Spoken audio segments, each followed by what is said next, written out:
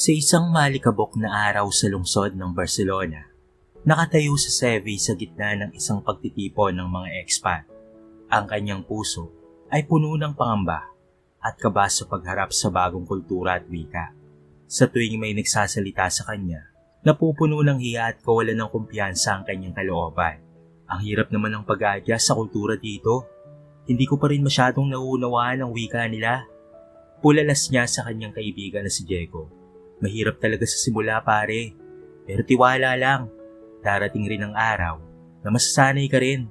Sagot naman ng katrabaho niya na puno ng pangunawa. Isang gabi sa Barcelona, habang naglalakad si Sebi sa mga kalye ng lungsod, napuno siya ng lungkot at pangamba. Napapalibutan siya ng mga taong hindi niya gaanong nauunawaan ng wika at kultura. Sa bawat pagharap niya sa mga tao, nararamdaman niya ang pagiging dayuhan at pagkawalang koneksyon sa kanilang mundo. Nang dumating ang gabi at natapos ang kanyang trabaho, nagdesisyon si Sebi na makipag-video call sa kanyang pamilya sa Pilipinas. Sa tulong ng teknolohiya, nakita niya ang kanilang mga mukha sa kanyang laptop screen. "Kamusta kayo dyan sa atin? Miss na miss ko na kayo." Bulong ni Sebi, na puno ng lungkot at pangungulila. "Okay lang naman kami rito anak. Ikaw, kamusta ka dyan sa Spain?" Tanong ng kanyang ina na puno ng pag-aalala. "Okay naman po ako dito ma. Masaya at madali lang po ang buhay sa ibang bansa." Sagot naman ni Sevi, na pilit na pinipigilan ang kanyang damdamin. "Maganda naman pala dyan sa Spain anak. Mag-ingat ka palagi dyan ha. Mahal na mahal ka namin anak." Sabi ng kanyang ama, na puno ng pagmamahal at suporta. Matapos ang kanilang video call, na puno ng lungkot at pangungulila si Sevi. "Pa, ma, sana'y nararamdaman niyo kung gaano ako naiiyak at nahihirapan dito. Pero kailangan ko itong gawin para sa inyo. Kailangan ko kayong mabigyan ng magandang kinabukasan." Bulong niya sa kanyang sarili, habang pilit na pinipigil ang kanyang mga luha. Sa kanyang silid, hindi na niya napigilan ang kanyang damdamin. "Namimiss ko na ang pamilya ko. Namimiss ko na ang amoy ng luto ni mama, ang tawa ng mga kapatid ko, at ang mga yakap ng magulang ko. Ang hirap ng buhay dito sa ibang bansa. Wala akong malapitan na kaibigan. At wala akong kasama. Hindi nila alam ang tunay na nararamdaman ko."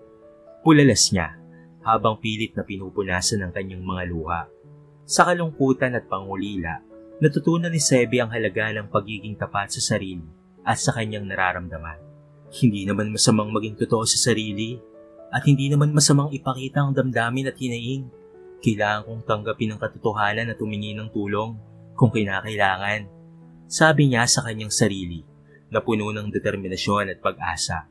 Sa pamamagitan ng kanyang pagsubok at pagkakamali, natutunan ni Sebi na hindi dapat pigilan ang kanyang damdamin at pangangailangan. Mahalaga ang maging totoo sa sarili at sa mga taong nakapaligid sa iyo. Sa pamamagitan ng pagiging tapat at bukas na komunikasyon, maaabot mo ang tunay na pagkakaunawaan at suporta. Sa huli, sa kabila ng mga hamon at pagsubok, natagpuan ni Sebi ang lakas at tapang na kailangan upang harapin ang mga darating pang pagsubok sa buhay. Sa bawat pag-iyak at pagdadapa, mayroong pag-asa at liwanag sa dulo ng kalsada. Hindi man madali, ngunit sa pagtitiwala at pagmamahal sa sarili at mga mahal mo sa buhay, makakayanan mong lampasan ang anumang pagsubok. Bulong niya sa kanyang sarili, na puno ng determinasyon. Isang araw, naglakad si Sebi sa lugar at mas dinama ang kapaligiran at pilit na iniintindi ang kultura. Sa likod ng karamihan, nakita ni Sebi ang isang babae na mukhang anghel. Sa kanyang nakikita sa mukha nito, ay mapapansin na ang mabuting kalooban at ngiti sa labi. Lumapit ito kay Sebi. "Hi, ako nga pala si Maria. Napansin ko na medyo nalilito ka sa paligid mo. Gusto mo bang may kausap?" "Oo, medyo nga. Salamat sa pagtanggap mo ha. Ako nga pala si Sebi." Sagot niya na puno ng pasasalamat. Mula sa simpleng pag-uusap, naging malapit na agad sina Sebi at Maria. "Alam mo Maria, napakahirap para sa akin ang makipagsalamuha sa mga tao rito. Pakiramdam ko'y wala akong lugar sa mundong ito." Bahagi ni Sebi na puno ng pangamba. "Naiintindihan kita Sebi. Pero alam mo ba, kahit ako noong una ay ganun rin ang nararamdaman ko. Pero hindi mo dapat hayaan na itong kultura ang magdikta sa kung sino at ano ka bilang tao." Payo ni Maria na puno ng pangunawa at determinasyon at pag-asa. Sa bawat araw na lumipas, tinuruan ni Maria si Sebi na tanggapin at mahalin ang kanyang sarili, pati na rin ang mga pagbabago na dala ng bagong kultura. Sebi, hindi mo kailangang maging perpekto para magkaroon ng halaga. Mahal ka ng mga kaibigan mo rito. Kasama na ako roon. Sabi ni Maria na puno ng pagmamahal at suporta at determinasyon. Sa tulong at gabay ni Maria, ay unti-unti nang nagbukas ang puso at isipan ni Sebi sa mga bagong karanasan at kaalaman. Salamat Maria. Hindi ko alam kung paano ko ito matatagpuan kung wala ka. Ikaw ang liwanag sa dilim ng aking kahapon. Pasasalamat ni Sebi na puno ng pasasalamat at pagmamahal. Sa uli, nagpa siya sa Sebi na manatili sa bansang iyon at simulan ang bagong buhay kasama si Maria. Maria, sa piling mo, naramdaman ko ang init ng tahanan. Sa piling mo ay natagpuan ko ang tunay na kahulugan ng tunay na pagmamahal at katiwasayan. At para sa iyo, handa akong manatili at harapin ang anumang darating sa ating buhay. Sabi ni Sebi na puno ng pag-asa at pangako. Oo Sebi, narito ako palagi para sa iyo. Kasama mo sa lahat ng hamon at tagumpay. Sa piling mo, nahanap ko rin ang aking tahanan. Tugon naman ni Maria na puno rin ng pag-asa at pangako. Sa pagtanggap ni Sebi sa kanyang sarili at pagmamahal kay Maria, natagpuan niya ang tahanan na matagal na niyang hinahanap. Sa kanilang pagkakaisa at pagmamahalan, natutunan niya na ang tunay na tahanan ay hindi lamang matatagpuan sa isang lugar, kung hindi maging sa piling ng taong nagmamahal at tumatanggap sa iyo ng buong puso. Ito ang naging daan upang mas lalong ganahan si Sebi na magtrabaho at sumuporta sa pamilya niya. Unti-unting gumaganda na ang daloy ng buhay ni Sebi sa tulong na rin ng dalaga. Kasama si Maria, natutunan ni Sebi na mahalin ang kanyang sarili at matanggap ang mga pagbabago. Sa tuwing magkasama sila, mas lumalalim ang kanilang pag-unawa sa isa't isa at mas nagiging matatag ang kanilang samahan. Sa isang mapayapang gabi sa Barcelona, habang naglalakad si Sebi sa kanyang paboritong lugar, biglang nagring ang kanyang telepono. Hindi niya inaasahan na ang tawag ay mula sa kanyang kapatid sa Pilipinas. Kuya, kailangan mo agad na umuwi.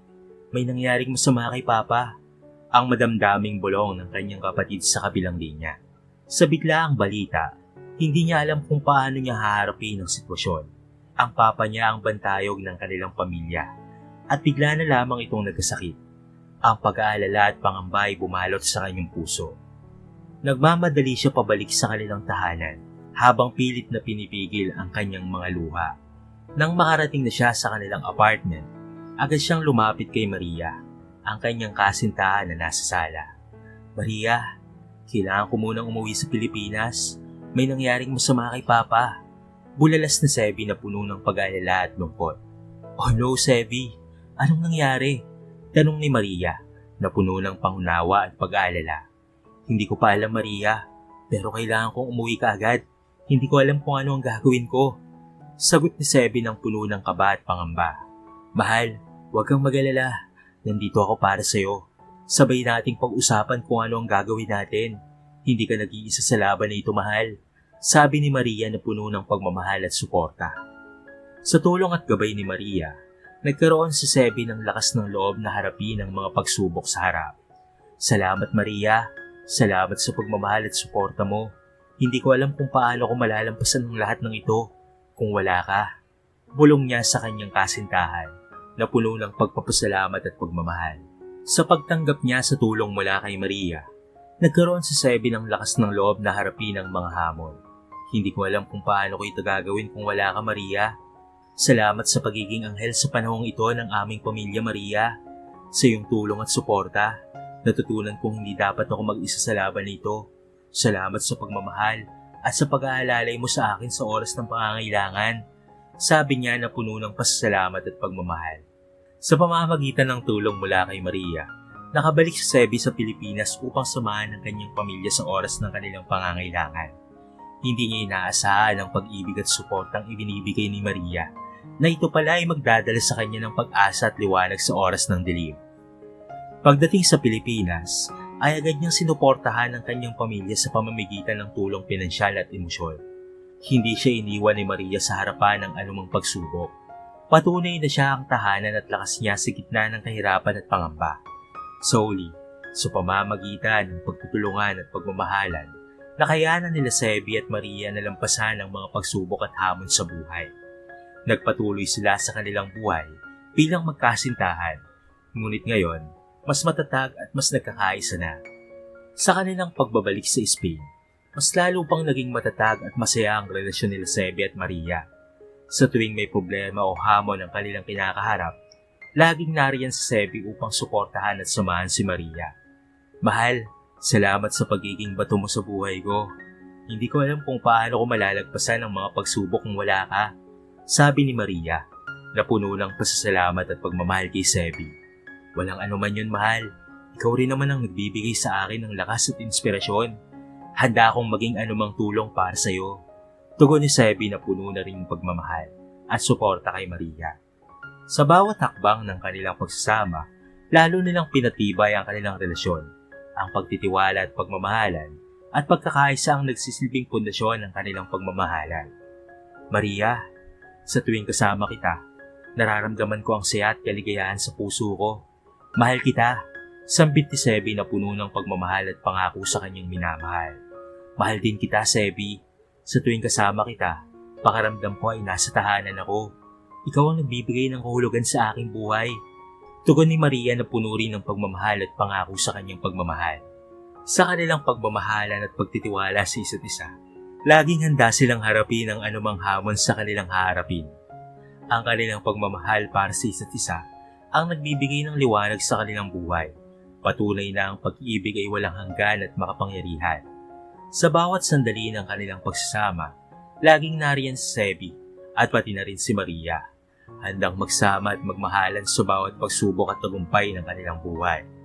Ang kanilang pagmamahalan at pagkakaisa ang nagbibigay ng sigla at siya sa kanilang puso at kaluluwa. Sa buhay ni Sebi, natutunan niyang ang pagtitiyaga at determinasyon ay mahalagang mga sangkap sa pag-abot ng mga pangarap.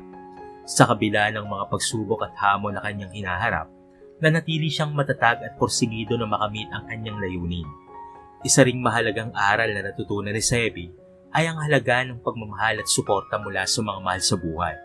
Sa tulong at gabay ng kanyang pamilya at kasintahan, natutunan niyang lumaban sa anumang pagsubok na dumarating sa kanyang buhay.